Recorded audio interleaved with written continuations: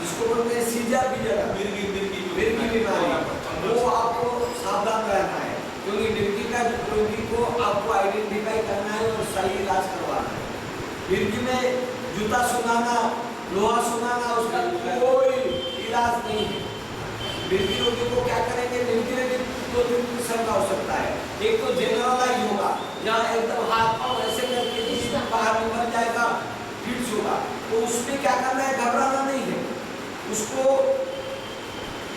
नीचे सुला देना है आराम से, देखे उसको देखना है कि जैसे सांस वगैरह ठीक चलेगा। उसको ऐसे है तो उसको थोड़ा सा नेक को एक्सटेंड कर देना है ताकि उसको जीभ जो है ब्लॉक नहीं करेगा रेस्पिरेटरी ट्रैक्ट, सुला के साइड कर देना है। क्योंकि मिर्गी बीमारी में क्या होता है कि ज्यादा लाला फेंकता है आदमी, सलाइवेशन होता है, तो सारा चिंत्र करके रखेंगे तो सारा मुंह में इकट्ठा होगा, उसका सांस का रास्ता में घुस जाएगा। इसलिए उसको सुला देना है, साइड करके सुला देना है, और हो सकता है तो उसको कपड़ा रुमाल को वेट करके उसका दांत का अंदर दे देना है। क्योंकि क्यों देंगे, दांत का अंदर देंगे तो जीभ बाहर निकल आएगा, जीभ कट जाएगा, इसीलिए देना है। लेकिन ये नहीं कि मुंह को पूरा ब्लॉक कर देना है, नहीं, रुमाल को आप ऐसे करके राउंड कर दीजिए, फटाफट ऐसे करके राउंड क्यों करेंगे, ताकि दोनों साइड में स्पेस रहेगा, लाला रहेगी, दांत जाता है। तो कहने रुमाल है, फट से उंगली नहीं घुसाइए,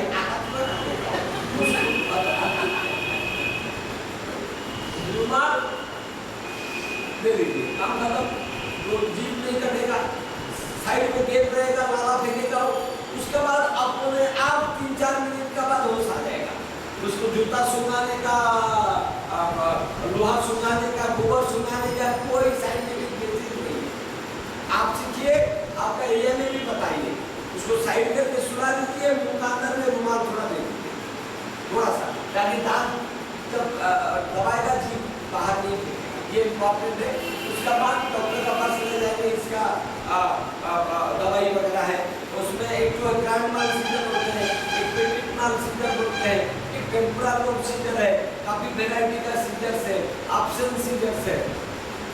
ऑप्शन सीजर में क्या होगा, बच्चा सडनली आदमी सडनली 4-5 सेकंड के लिए ऑप्शन हो जाएगा, उसका बाद फिर होश आ जाएगा, वो और कुछ नहीं होगा उसको।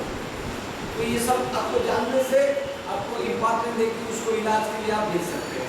ये सीजर डिजिटल का बहुत सारे कारण है, वो हो सकता है ब्रेन का अंदर कहीं क्लॉट जमा हो गया, ब्रेन का अंदर स्ट्रोक हो गया, ब्रेन का अंदर चोट लग के खून जम गया, तो सब सीजर का डिफरेंट कारण है। লিখে রাখতে হবে, কারণ যদি এই ধরনের বিজ্ঞ রোগী থাকে তার ক্ষেত্রে স্পেশাল অ্যাটেনশন দিতে হবে, কারণ আসন করতে করতে বা যোগাসন বা ইয়ে করতে করতে কিন্তু তার ভিড় হতে পারে, এটা মোস্ট ইম্পর্টেন্ট। হ্যাঁ, ক্লাসের মধ্যে তখন ইঞ্জুরি হয়ে যাবে, সিভিয়ার ইঞ্জুরি হয়ে যাবে।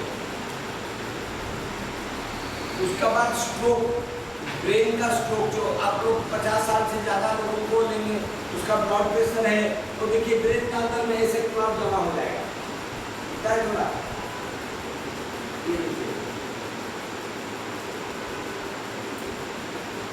ब्रेन के अंदर में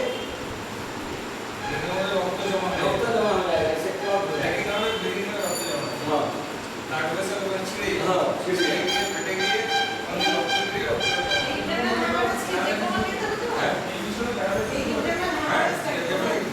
যেখানে ব্লাড ক্লট হয়ে গেল সেখানকার নার্ভ, সেখানকার ব্রেন স্টেম, তারপরে চাপ সৃষ্টি করবে, তার থেকে বিনা প্রেশার থাকে হতে পারে।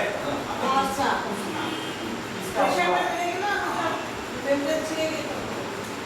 हाई प्रेशर होने से भी ब्रेन का अंदर में सीधा फट के हो सकता है। तो स्ट्रोक होने से देखिए, यदि छोटा स्ट्रोक है, पैरालिसिस में नहीं हो सकता।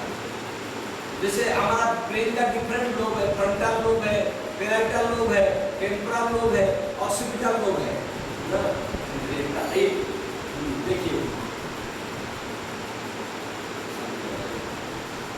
ये जो सामने वाला एकदम है, ये फ्रंटल लोब है, सामने से फ्रंटल में सामने। हाँ, उसके बाद इस एरिया का जो होगा ये पैराइटल लोब होगा, और इस एरिया का टेम्पोरल, कान का अपन ने आइडिया की जो पोर्शन होगा टेम्पोरल होगा और पीछे जो होगा ऑक्सीपिटल होगा। तो सपोज इसका फ्रंटल लोब में हुआ हेमोरेज, पैरालिसिस नहीं होगा क्योंकि फ्रंटल लोब आपका मेनली इंटेलिजेंस, जजमेंट ये सबको कंट्रोल करता है। फ्रंटल लोब आपका पेराइटल लोब में क्या है, पेराइटोटेम्पोरल में स्पीच एरिया है, तो वहां में हेमोरेज हो जाएगा, आपका बोलती बंद हो जाएगा। मेमोरी सेंटर है, मेमोरी फेलियर हो जाएगा। ऑक्सीपिटल लोब में आपका देखने वाला विजन सेंटर है, ऑक्सीपिटल लोब में यदि आपका हेमोरेज हो जाएगा, आदमी का आंख ठीक है देख नहीं पाएगा। समझ गए? तो ऐसे सिम्टम्स आपको स्ट्रोक का आ सकते हैं। तो यदि किसी को कभी इसीलिए ब्लड प्रेशर को आपको मेजर करना बहुत जरूरत है। हाई ब्लड प्रेशर को स्ट्रोक कभी भी आ सकता है, इसलिए उसको एडवाइस करेंगे आप डॉक्टर का इलाज करिए। ब्लड प्रेशर नॉर्मली किसी भी हालत में 140 ऊपर वाला नहीं जाना चाहिए।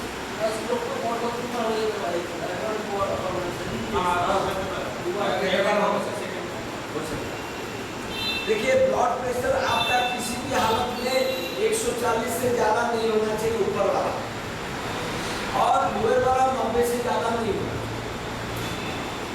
और लोअर लिमिट अपर वाला का 90 तक, 90 से 140 का रेंज है। किसी भी आजकल डॉक्टर लोग हम लोग 130 भी एडवाइस करने लगे हैं, नया स्टडी आया है कि जितना कम करेंगे 130 रहने में कोई नुकसान नहीं, लेकिन 140 से ज़्यादा होने से उसको अवेयर होना है, नमक कम खाना है, उसको रेस्ट रिलैक्सेशन ठीक से करना है, और दवाई वगैरह शुरू करने का जरूरत है यदि 140 से ज़्यादा कंस्टेंटली रहेगा। लेकिन वो 90 तक 140 से 90 रेंज में रहने से भी कोई प्रॉब्लम नहीं है। और लोअर वाला 60 से 90 उसका रेंज है, 60 से यदि कम नहीं है तो अब चिंता करने का बात नहीं है। लोअर वाला जिसको बोलते हैं डायस्टोलिक, ऊपर वाला को बोलते हैं सिस्टोलिक, नीचे वाला को बोलते हैं डायस्टोलिक। सिस्टोलिक ब्लड प्रेशर 90 से 140 रेंज में रहेगा, कोई प्रॉब्लम नहीं, और नीचे वाला 60 से 90 का अंदर रहेगा, कोई प्रॉब्लम नहीं। हाँ, यदि ब्लड प्रेशर बढ़ेगा तुरंत उसका सिम्टम कुछ नहीं होता है। हाँ, बढ़ जाने से भी मैं आपको ये बताया ना, जब तक वो 2-3 साल आपका हाई ब्लड प्रेशर या 4-5 साल हाई ब्लड प्रेशर नहीं रहेगा, आपको कुछ पता नहीं चलेगा डेली। इसीलिए ब्लड प्रेशर का ट्रीटमेंट प्रिवेंटिव है। कोई आदमी बोलेगा मेरा तो कोई सिम्टम नहीं है, तो उसको हम लोग समझाते हैं कभी सिम्टम नहीं आएगा। यदि लॉन्ग टर्म ब्लड प्रेशर रहेगा, आपका आई डैमेज हो सकता है, आपका किडनी डैमेज हो सकता है, आपका हार्ट अटैक हो सकता है, आपका लंग्स अंदर का आर्टरी खराब हो जाने का वजह से आपका लंग्स का प्रॉब्लम हो सकता है, आपका सारे बॉडी का अंदर में एथेरोस्क्लेरोसिस पेचेस होके उसमें सर्कुलेशन प्रॉब्लम होता है, तब वो लोग दवाई खाना शुरू करते हैं, ब्रेन में स्ट्रोक हो सकता है। समझ गए? तो ये जो ब्लड प्रेशर का इलाज है ये प्रिवेंटिव है। जो ब्लड प्रेशर बताया ना, ब्लड प्रेशर में बहुत सारे सिम्टोमेटिक नहीं होता, जब सिम्टोमेटिक है तब तो खतरा आ जाता है। इसीलिए जो रेगुलरली 40 साल का उम्र में ब्लड प्रेशर कराना करा के डॉक्टर सलाह पर, ठीक है। और ब्लड प्रेशर का मेडिसिन रेगुलर खाना बहुत जरूरत है, ये नहीं कि उसमें उसका साथ आप छेड़खानी करेंगे। वो आप इरेगुलर खाने से स्ट्रोक का चांस 2 गुना बढ़ जाता है, जानते? नहीं खाने से अलग बात है, यदि आप इरेगुलर खाएंगे ना, बॉडी अपना कंट्रोल हरा देता है उसका ऊपर में। आप 2 महीना खाएंगे अपने आप बंद कर देंगे, उसका बाद जो ब्लड प्रेशर शूट होगा वो और खतरनाक करेगा। तो इसलिए पहले स्टेज में क्या करना है, डाइट कंट्रोल करना है, वॉकिंग करना है, रेस्ट रिलैक्सेशन करना है, रिलैक्सेशन मेडिटेशन, ये सब जब तक जितना सारा करके कंट्रोल करना है, नमक कम खाना है। उससे यदि कंट्रोल नहीं हुआ, हाई ब्लड प्रेशर रहा, तब दवाई को शुरू करना है, वो डॉक्टर का सलाह है। आप लोग डिसाइड मत करिए, डॉक्टर का पास भेज दीजिए, वो डॉक्टर को डिसाइड करने के लिए कितना दवाई देना है, क्या देना है। काफी सारे ब्लड प्रेशर का दवाई आ गया है आजकल, उसको डिसाइड करना है। तो हो गया ये सीजर डिजाइनर हो गया, स्ट्रोक का भी बता दिया हम लोग, और बताएंगे आपका स्पाइनल कॉर्ड का डिजीज बारे में थोड़ा बताएंगे। जैसे हम लोग का कितना वर्टिब्रा है बताइए? 33 कौन एरिया में कितना बताइए बच्चों को? लोग आजकल बहुत कम क्लास से पढ़ाना शुरू कर देते हैं। कितना सर्वाइकल वर्टिब्रा कितना है, थोरासिक कितना है, लंबार कितना है, बोलो 50 हैं 12 पढ़ो बोलो।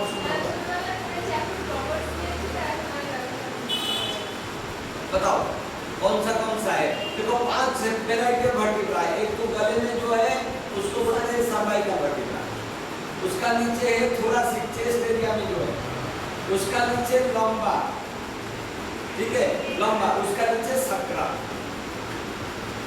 कितना हुआ? सर्वाइकल, थोरासिक, लंबा और सक्रा। उसके बाद ऑक्सीजन। तो सर्वाइकल वर्टिब्रा कितना है?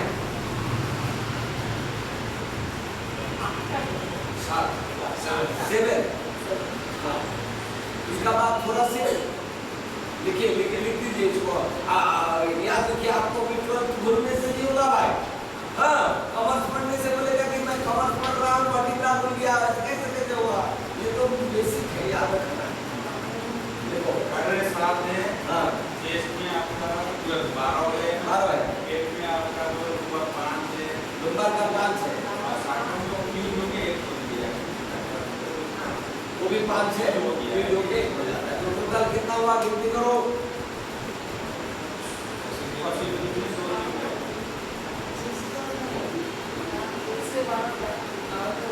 कितना हुआ बताओ सब?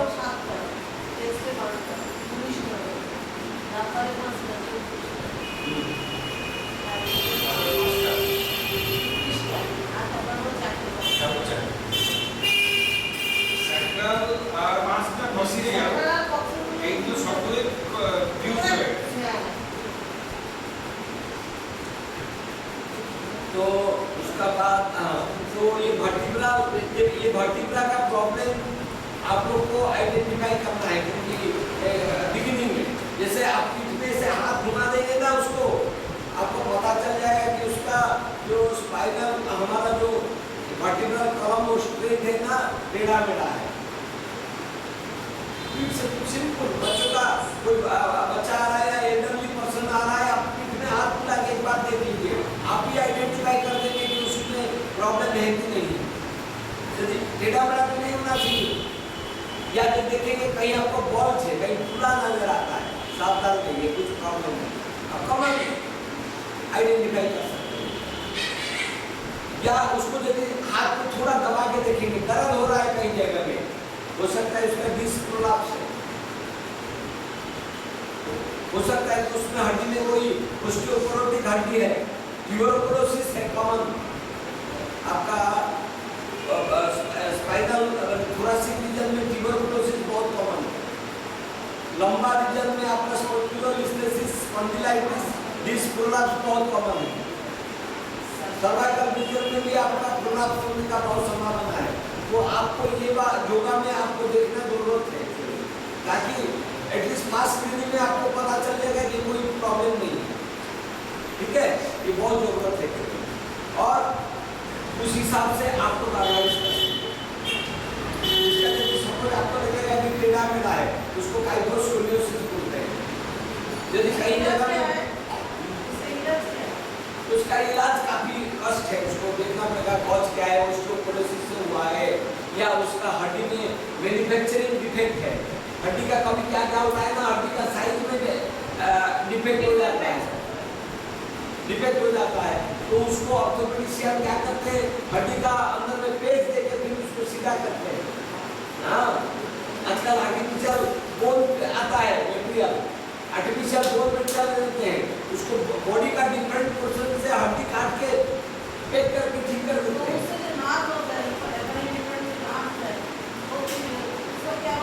उसको वो लोग सजा देंगे,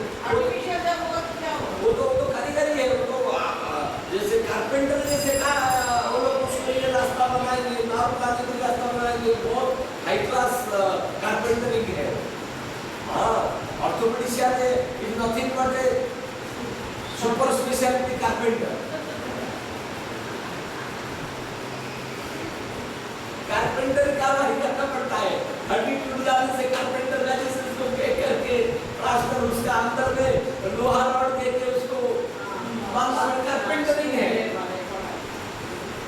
आपको ऑर्थोपेडिशियन ये सुपर क्लास कारपेंटर है, हाई पेइंग कारपेंटर, इसको 1000 रुपया का आप फीस देना पड़ता है। तो आप लोग को सावधान रहना है, पर्टिकुलर क्रम सीधा रहना चाहिए। हाँ, लोटस जो बोले ना, आदमी का बहुत इम्पैक्ट हो सकता है, लोटस मतलब बेंडिंग हो गया, वर्टिकल। बताइए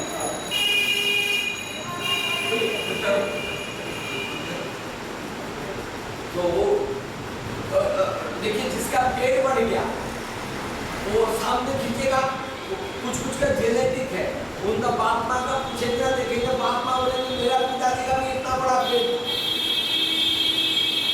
जेनेटिक कारण भी होते हैं। ऐसे कुछ लोग मैं देखा हूँ इतना खाते हैं पूछिए बात, कभी उनका बॉडी में पेट नहीं आएगा, जिससे इनका जेनेटिक है। और कुछ लोग ना, सही बात है, हवा भी खाएंगे तभी पेट उनका वजन बढ़ जाएगा। और ये प्रूव है नहीं जेनेटिकली, जानते हैं, क्योंकि आपका शरीर का फेट सेल आपका जेनेटिक कैरेक्टरिस्टिक से मोटिवेटेड है। अब थोड़ा सा भी चर्बी लेंगे, यदि वो फेट सेल का जेनेटिक कैरेक्टर है, वो आपको बॉडी को नहीं सप्लाई करके खींच के आपको फेट सेल का अंदर में भर देगा। जेनेटिक। हमारा मोहन मामा, वो उसका कभी 50 किलो से वजन नहीं बढ़ा, वो इतना खाता है, रात दिन पूछिए बात, खाते रहता है, वो 50 किलो से उसका वजन नहीं बढ़ा, उनका जेनेटिक है। उनका मम्मी पापा का भी ऐसे था, वो लोग कभी 55 किलो से ज्यादा वजन नहीं हुआ था उनका। जितना भी खाएंगे पेट नहीं बढ़ेगा, कहीं भी चल भी इनको दिखाएगा, वो 15, 20, 25 मिठाई खा जाता है, कुछ नहीं होता जेनेटिकली। उनका पाचन मेटाबॉलिक रेट बहुत हाई जाता है, बॉडी डाइजेस्ट कर लेता है उन लोगों का सारा पेट को। लेकिन और कुछ लोग जेनेटिकली पेटेंट है, वो कुछ भी थोड़ा खाएंगे तो उनको मोटा हो जाएगा। तो उसका कारण वगैरह का आपको बताएंगे। देखिए ओबेसिटी का मेन है कि डाइट कंट्रोल तो मेन है, लेकिन ये मतलब नहीं करिए कि खाली पेट में रहना है। मोटापा को खाली पेट में रह के एकदम कंट्रोल नहीं कर सकते। क्या करना है? सब्स्टिट्यूट फूडिंग करना है, मतलब पेट आपका भरा रहेगा। इससे लो कैलोरी फूड से, लो कैलोरी फूड क्या है? शसा, आपका कुकुम्बर में कैलोरी बहुत लो होता है। तो हम लोग एडवाइस करते हैं कि आपको जब भी भूख लगे पेट भर के काट काट के रखिए, उसको गोटा मत खाइए, क्योंकि कुकुम्बर का ऐसा है उसको चबाने में आदमी समय नहीं देता है। उसको क्या करिए, कुकुम्बर को छोटा मोटा काट के ग्राइंडर में ग्राइंडिंग कर दीजिए एकदम बढ़िया से, शरबत बना के, क्योंकि नहीं तो आप गोटा गिर लेंगे ना, पेट को तरह हजम, पेट के अंदर तो दांत नहीं होता है, दांत तो मुंह में होता है। आप गोटा गोटा गिर लेंगे तो एसिडिटी कर देगा, पेट का अंदर दांत होता है, आप मोटा मोटा गिर लेंगे तो पेट हजम करता है। तो इसीलिए उसको पहले से ही छोटा छोटा टुकड़ा करके ग्राइंडिंग कर दीजिए, दांत का काम हो गया, उसको तना करके ग्लास रखिए, एकदम पी लीजिए। नमक ज्यादा मत डालिए, क्योंकि होगा उसमें इसका हाइड्रोफोबिक बन जाएगा। उसमें आप प्याज डाल सकते हैं, प्याज अलग से रखेंगे, उसमें मिला के खा लीजिए। जितना खाएंगे कुकुम्बर, उसको उसका जूस नहीं, पूरा फूल।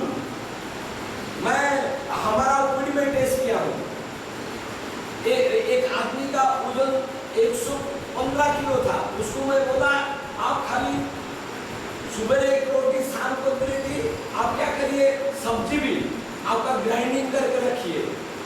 मैं उसको क्लास बता दिया, सब्जी आपको पूरा में चबाने का काम उसका खत्म कर दिया, क्योंकि उसको आदत बनाना था। उसको खाली मैं बोला कि सब्जी भी आपका बढ़िया सब्जी उसको ग्राइंडिंग करके रखिए, कुकुम्बर भी ग्राइंड कर रखिए,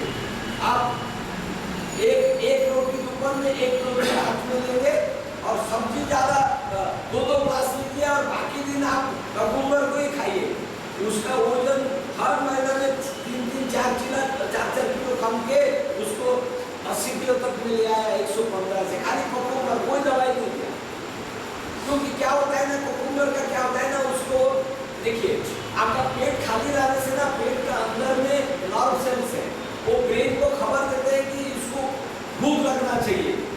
जानते हैं पेट यदि आपका स्ट्रेच होकर रहेगा आपको भूख नहीं लगेगी। तो कुकुम्बर का जब पूरा वॉल्यूम जाके पेट को स्ट्रेच कर देगा, उसको कैलोरी नहीं है और उसमें क्या कॉन्स्टिपेशन नहीं होगा। वो कॉन्स्टिपेशन जो आप ओवरवेट लोगों का कॉन्स्टिपेशन भी एक प्रॉब्लम है, कम खाना दोगे कॉन्स्टिपेशन हो जाएगा। तो कुकुम्बर से क्या होता है, कॉन्स्टिपेशन दूर होता है, पेट स्ट्रेच होकर रहता है, इसलिए उसको खाने का इच्छा नहीं होता है और उसमें कैलोरी नहीं है। उसको आप तब डाइट कंट्रोल करने से ना तब होता है, नहीं तो आप डाइट कंट्रोल करोगे, रोटी कम खाएगा, नाक में उठ के फ्रिज खाली कराएगा। आप बोलोगे इसका तो बहुत डाइट कंट्रोल किया फिर भी क्यों होता हो रहा है। भूख लगेगा आधी रात में उठ के फ्रिज खोल के सारे मिठाई सारे खाने का चीज खत्म कर देगा। बाहर जाएगा, भूख लग रहा होगा, बाहर में मनमर्जी खाएगा, घर में एक एक रोटी खा रहा होगा। ये डाइट कंट्रोल से कुछ फायदा नहीं है। तो इसलिए आज का करंट कॉन्सेप्ट है कि पेट भरा रखो और এখানে 1 2 3 4 5 6 এই কথাগুলো ফলো করা। हाँ लोकल फूड्स आर देयर। वो आप पैसा क्यों ज्यादा खर्चा करेंगे। देखिए लोग आपको जितना साग सब्जी है ना, साग सब्जी वो लोकल भी है, करेला है, हाँ। जो साग सब्जी है वो तो खाएगा। है, कच्चा पका है। आप देखिए आप मल्टीनेशनल का नौकर मत बनिए, लोकल फूड को बाहर से खाइए। आपका घर में जो अवेलेबल है जब उसमें आपको काम कर सकता है। बेकार में आप बाजार में जाके अपन 1 से 2 ज्यादा नहीं कि दिन में 1-1 किलो आप चलाएंगे तो 3 रोज बन जाएगा। वन एप्पल ए डे, एक एप्पल खाइए, लेकिन कुकुम्बर कितने खाने से भी आपको वजन नहीं मिलेगा। One apple sufficient green leafy vegetables और सफिशिएंट कुकुम्बर। हाँ और no cold drinks, no cakes, no pastry, no sweets, ये एकदम नो है। No fast food, no mixture, no oily food, no fried food, must. हो गया ओबेसिटी खत्म।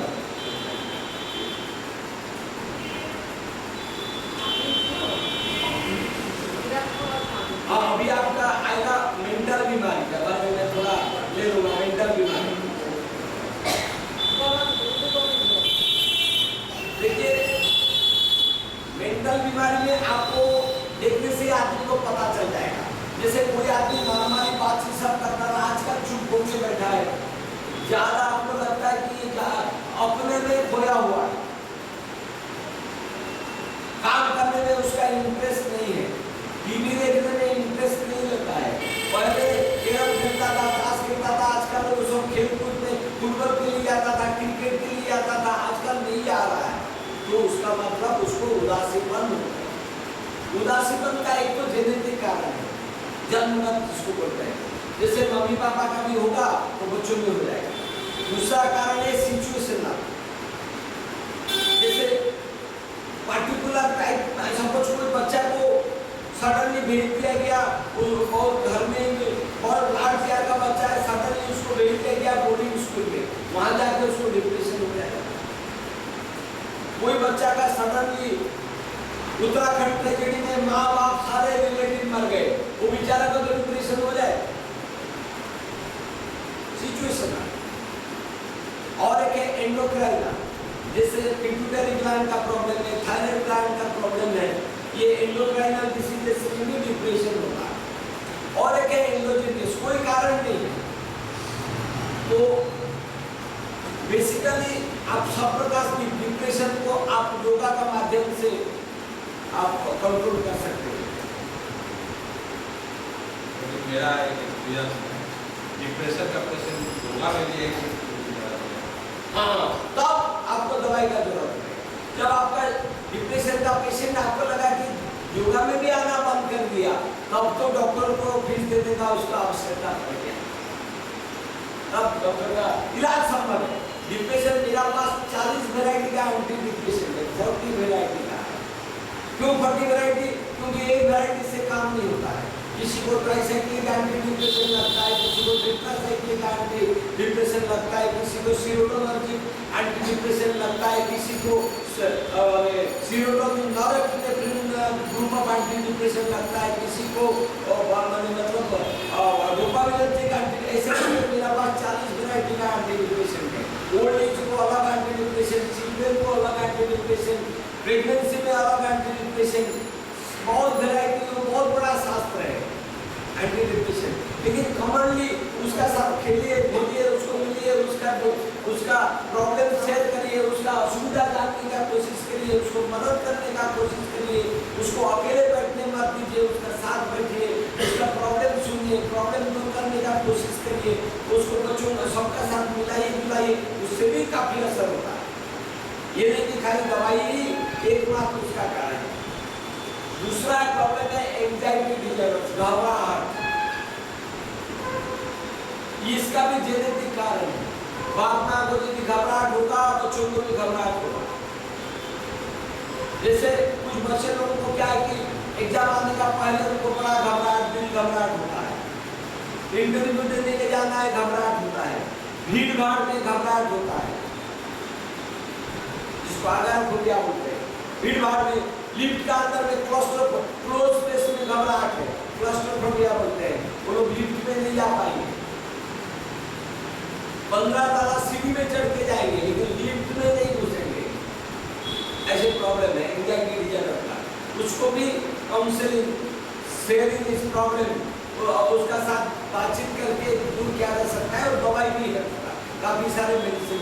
योगा में भी एंजाइटी दूर होता है, आपको मेडिटेशन, प्राणायाम वगैरह में होता है। अल्जाइमर और डिमेंशिया अलग है, वो नाम का उसका है। तीसरा होता है स्किज़ोफ्रेनिया। स्किज़ोफ्रेनिया में क्या है कि उसमें क्या